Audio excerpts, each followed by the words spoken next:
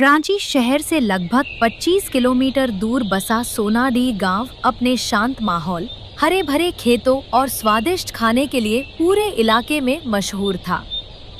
गांव के मुख्य चौराहे पर एक ढाबा था जिसका नाम दूर दूर तक मशहूर था, संदीप मटन चावल ढाबा। सुबह के 8 बजते ही मिट्टी के चूल्हे पर चढ़ी बड़ी देगची से मटन की खुशबू उठने लगी।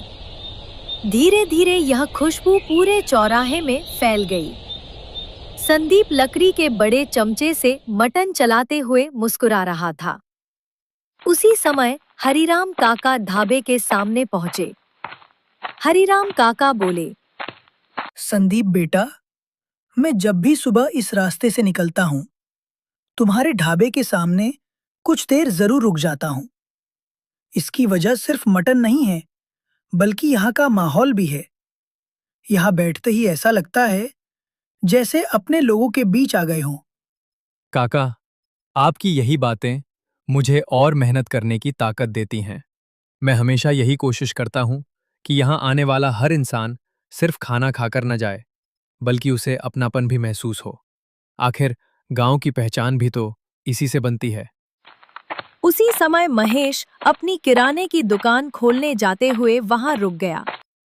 महेश हंसते हुए बोला, संदीप भाई, कल मेरे रिश्तेदार शहर से आए थे।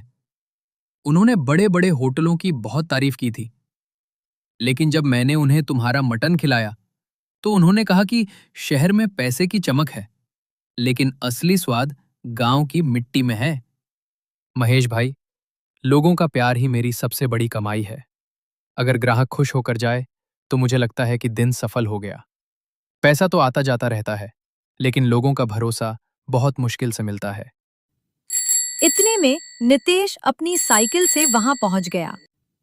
नितेश साइकिल खड़ी करते हुए बोला, अरे भाई, आज तो खुशबू गांव के बाहर वाली सड़क तक पहुंच रही थी। मैं घर से नाश्ता करके निकला था, लेकिन यहां आते आते फिर भूख लग गई। लगता है आज फिर एक पूरी थाली साफ करनी पड़ेगी। नितेश, तुम्हारी यही आदत मुझे सबसे ज्यादा पसंद है। तुम हर बार कहते हो कि थोड़ा खाऊंगा, लेकिन आखिर में 2 लोगों जितना खाकर उठते हो। लगता है तुम्हारे पेट का रास्ता सीधे संदीप के ढाबे तक जाता है। सभी लोग हंस पड़े। धीरे धीरे ढाबे पर और ग्राहक आने लगे। कुछ किसान, कुछ मजदूर और कुछ दूसरे गांवों से आए लोग कुर्सियों पर बैठने लगे।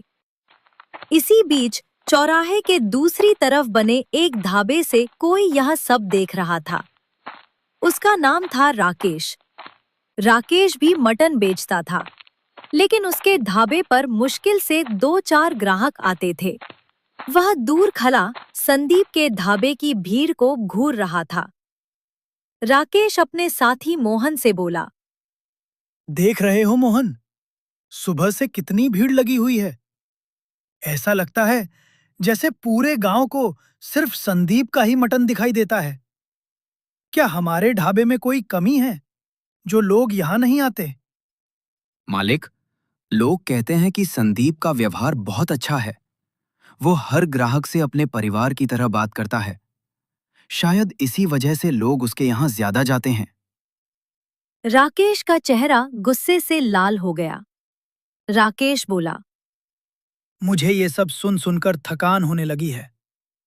हर कोई बस संदीप की तारीफ करता रहता है। ऐसा भी क्या खास है उसमें? अगर यही चलता रहा तो एक दिन मेरा ढाबा बंद हो जाएगा। उधर संदीप के ढाबे पर ग्राहकों की भीड़ लगातार बढ़ती जा रही थी।